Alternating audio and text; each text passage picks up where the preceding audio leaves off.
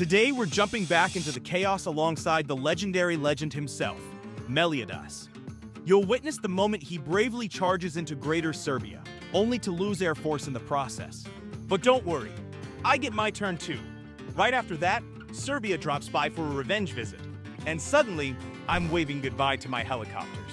Welcome to the episode where survival means crawling through the wilds of Europe without any air support. This isn't a strategy anymore, this is airless living on hard mode. Let the suffering begin. Belarus has already begun his march, deep into Serbian and Romanian territory.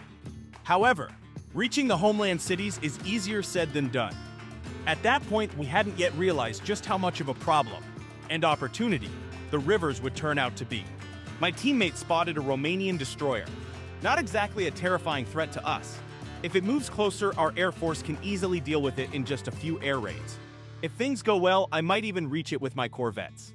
Near Belgrade, there's a single Marine unit possibly heading toward Turkey, since Serbia is at war with it.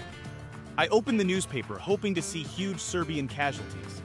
But instead, I found peace restored with Germany and complete dominance over Turkey. Other people's successes don't make me happy.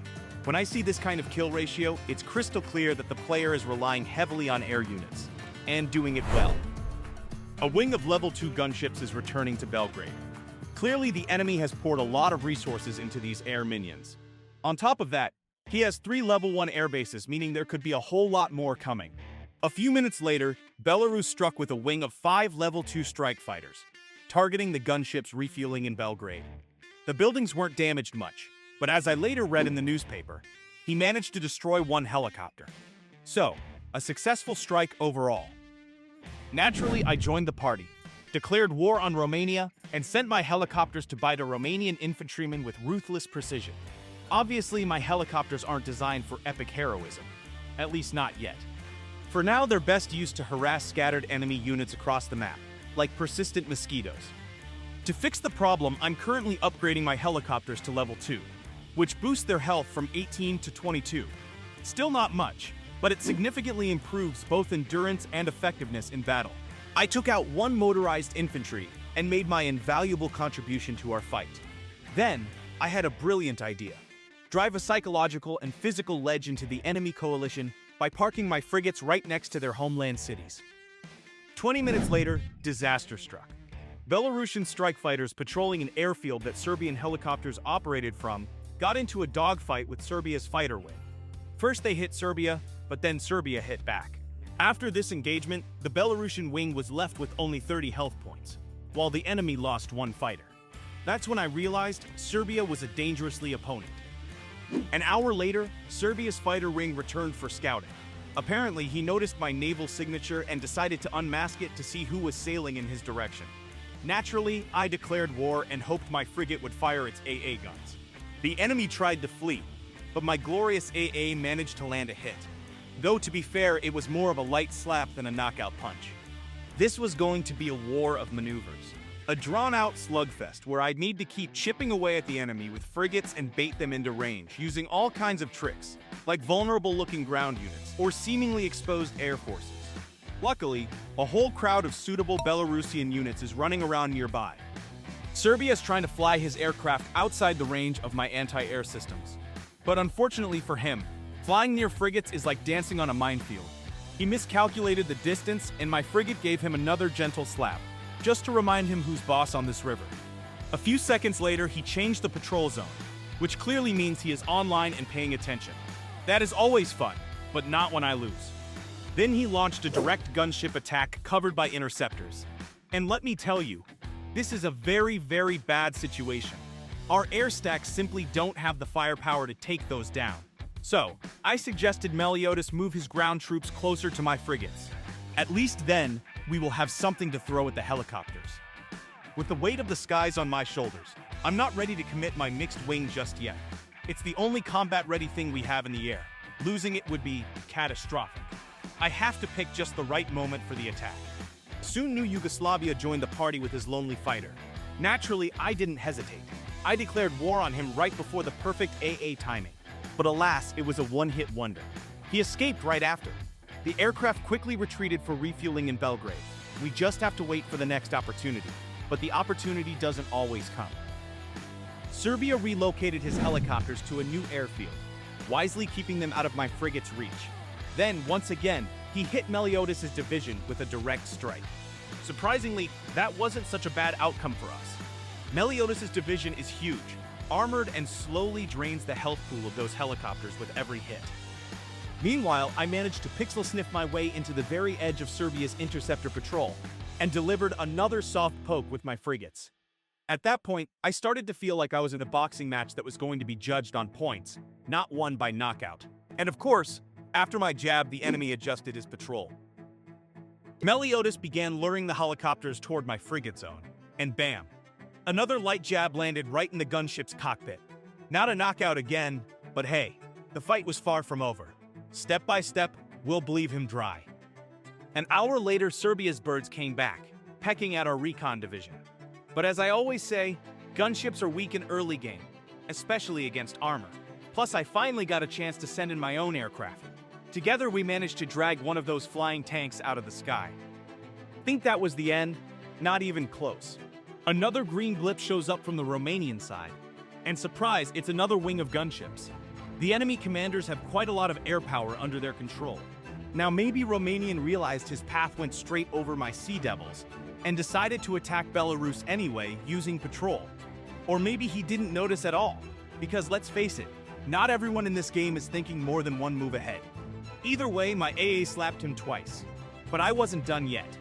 Since there were no ground targets left, I figured I'd burn some health points from my helicopters and let them engage in air-to-air combat. I put them on patrol, basically inviting Romania to hit me. I want to trade some health, then send them home to the hospital. If we don't weaken the enemies, they will turn us into pancakes very quickly. This battle's already starting to smell funny. Like one of those fights that takes everything you've got just to stay afloat. Finally, I landed another strike. And boom, one more gunship went down. That gave me just enough hope to believe in a brighter tomorrow. An hour later, the same Romanian fighter wing decided to try its luck again. This time by attacking another Belarusian minion. But my frigates, like a pair of well-positioned beavers, built a dam across the river and stopped both water and wings from flowing freely. And now there are two elite beavers on this local front. So I started to extract even more value from our asymmetric advantage. Meanwhile, my two fearless fighters were right in the thick of it. After some fancy maneuvers over the river, ones I hoped kept me invisible, they finally engaged and took down one of the three remaining gunships. For dessert, the frigate gave the Romanian squadron a farewell kick in the tail. Romanian air power is pretty much neutralized. But don't get me wrong, I wasn't some unstoppable war machine. I also made a terrible misplay. Thinking I had enough time to outrun the Serbian interceptor wing, I began relocating my gunships. He caught up and I lost 2 out of 4 helicopters. That moment slapped the smug right off my face and reminded me this war demands full focus. While I was gathering the shattered pieces of my air force, I realized there was still something to gain. Serbia would have to fly directly over my AA to return to base. After Meliodas' ground forces attacked the Serbian wing, lost one already damaged plane, and I managed to land another hit. This time with the full force of all 3 of my frigates. Now that hurt, and the enemy was noticeably weakened. 30 minutes later, another helicopter signature started creeping toward a Belarusian division. Obviously, it was a snack for my fighters. Since Serbia's planes were refueling, I used the window to strike and took out another Romanian chopper. After that, my frigates fired a volley before the enemy attacked, and followed up with another right after. I'm like a cactus to Romania, prickly, painful, and still somehow ignored. And he just keeps walking into the spikes. Also, let's not forget my helicopters aren't chilling in the back. I'm using my last 2 gunships as intended, and like a vigilant eagle, I snatched up a defenseless Romanian infantry rodent and dragged him back to my nest. However, Romania is pushing toward Belarus with a large recon division. My ally decided not to defend the city of Gomel, opting instead to consolidate his forces in one location for maximum efficiency. Soon the 3rd striker rolled off the Minsk production line, and Meliodas began the counterattack. The enemy division had no chance against air power. Back on the Serbian front, my frigate struck the last Romanian gunship. One of my fighters also joined the chase and finished off that annoying air pest. Now Romanian helicopters are officially and completely neutralized. Think we've got this in the bag? Not quite. Serbia noticed where my planes were returning to refuel, and like a magician pulling a rabbit out of a hat, he conjured up a fresh wing of interceptors. He's now trying to catch my vulnerable minions mid-landing. Luckily, I managed to escape. But now he's got his eye on the Belarusian capital where the strikers are operating, and that's not the kind of attention we want.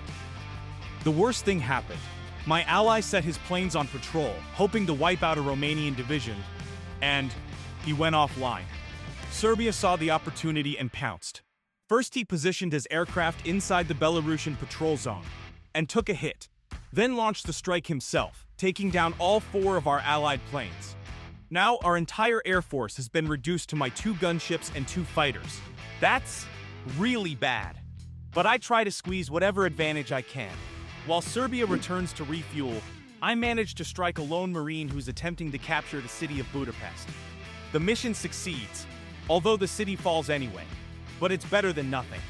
What's worse, Serbia has relocated his helicopters to an airfield that Romania shamelessly built right in our face.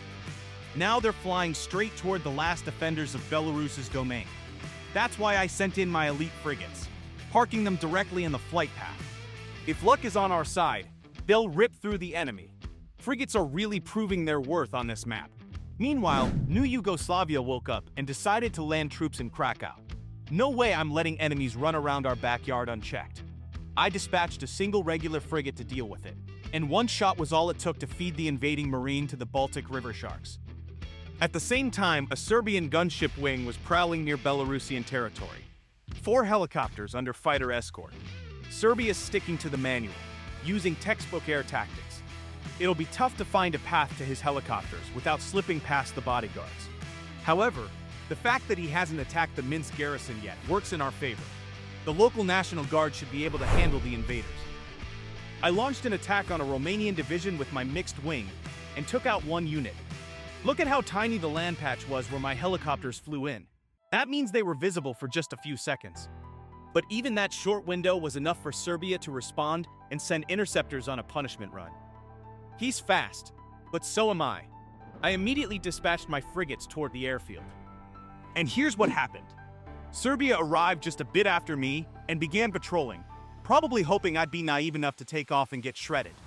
But I'm not falling for the same trick twice. I've got a plan. My frigate reached the zone and scored another hit.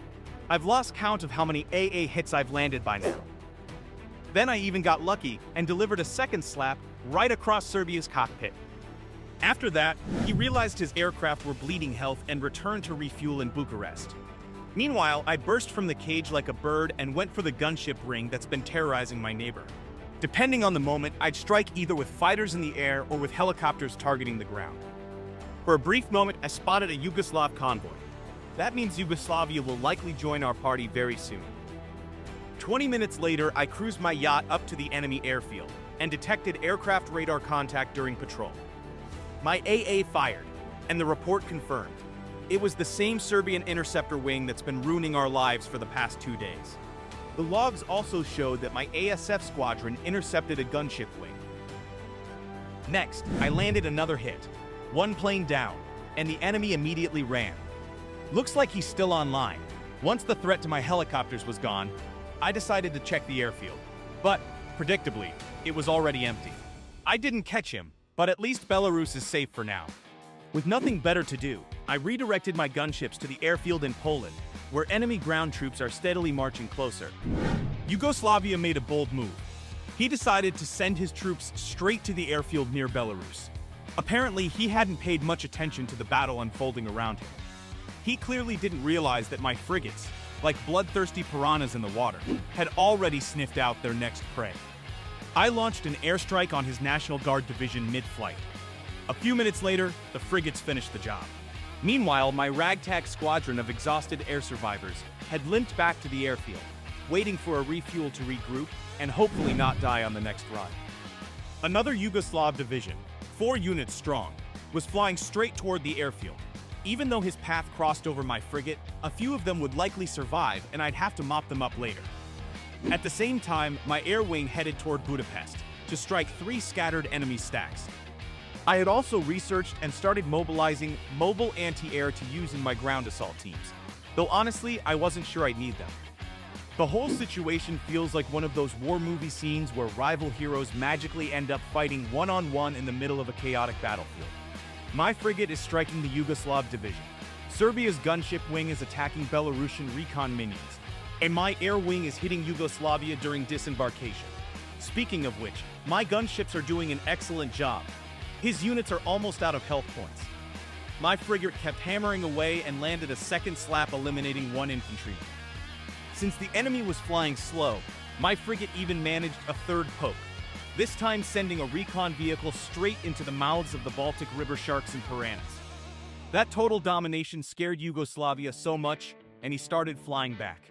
Now, you might think he's helping me kill his own units, but no. All credit goes to my flawless psychological warfare. When your opponent sees his forces wiped out without you taking a scratch, he panics, and sometimes even accuses you of being a golder in the news. Serbia's gunships initiated yet another air raid. Judging by their health, I knew he'd lose one chopper attacking that recon battalion. And that's exactly what happened. The more units he lost, the better. But make no mistake, Serbian coalition still had plenty of ground troops. As for me, no reinforcements but plenty of motivation. I went back to Budapest to clean up the leftovers from my last strike. 3 more enemy units went down. You see, my 2 gunships can do more damage than a whole chopper horde if they're used at just the right moment. I had already attacked a Serbian division once, and after assessing their strength and my gunship's health reserves, I decided to hit again. My key objective was to keep eliminating enemy units without losing my own. Even taking out a single infantryman can shift the pace of war. It slows down enemy expansion. I was on a razor's edge here, because this kind of operation demands flawless elementary school level math. One wrong number could blow the whole thing up. During the next strike, I took out another unit and finally sent my choppers to the hospital. Also, my frigate managed to strike Serbia's interceptors yet again. You might think Serbia's a noob for getting caught over and over, but that's not it. My frigates had been zigzagging up and down rivers trying to ambush him. This was a high-intensity chess match, where Meliodas' ground troops and my minions kept setting up good traps, while Serbia moved helicopters from one airfield to another, trying to catch us instead. 2 days later, I casually captured Romania's capital, while asleep. How? It was very easy. I golded nukes and evaporated all of his troops. Just kidding, I didn't gold nukes. I mobilized and stacked a bunch of mobile anti-air units. That's the one thing gunships absolutely hate. On top of that, I brought in my frigates and mopped up the remaining provinces on this oversized island. By now, I'd learned the hard way. When playing against someone like Serbia, it's a crime to fly over enemy territory even for a few seconds. My frigates were providing a full no-fly zone, which allowed me to secure the surrounding provinces while the enemy just watched helplessly. Then I sent my 2 lonely fighters to take a quick peek at Belgrade. Jackpot. Parked aircraft spotted on the tarmac. I instantly ordered in my trio of mighty gunships, who were now treating frigates like floating aircraft carriers. My helicopters are like a rabid little chihuahua on a leash. The leash is short, but that doesn't stop the dog from barking, biting, and lunging at oversized threats with ridiculous confidence. And wouldn't you know it, Belarus heard the bark and sent in a wing of strikers to join the fun. Unlike my angry Cerberus choppers, they had to travel all the way from a distant airfield to get there. After another daring air raid, I risked my aircraft again to scout other cities with air bases. And, unbelievable, every single one had some sort of aircraft contact, most likely newly mobilized units while I was offline. Naturally, my gunships moved in. Even better, I found a perfectly positioned bay that allowed me to strike all 3 cities while remaining completely undetected. Belarus joined in too, helping to pummel a defenseless opponent who wasn't even fighting back. I love this! We hadn't yet captured the cities, but the writing was already on the wall. This was going to be a clean sweep. My fearless gunships performed yet another raid across that sweet, sweet invisible bay, and asserted absolute air dominance on behalf of our anime squad. And turns out my surfing birds weren't out of targets yet. A plane was chilling on the runway in Yugoslavia too. With the taste of victory on my tongue, I got cocky and started flying over enemy territory like I owned the airspace. I even decided to use a pontoon to ferry troops directly into the enemy capital. On this map, pontoons are actually insanely useful. Also, I kept checking every airfield like a man with post-traumatic radar disorder, thanks to Serbia's airfield shell game. After clearing out Yugoslavia's air bases, I proudly planted the flag of the Baltic States on captured Belgrade. The enemy still had a few units scattered in backline cities and a pocket of resistance in Italy. But I'll skip the boring part, because frankly, I didn't record how our team wiped them. On day 15, my corvettes finally reached the Romanian destroyers. You might think destroyers are a counter to frigates, but they're not, because they can't swim up rivers. Make sure to check out Melionis' video as well. It shows all these events from his point of view. That's all for today. See you soon.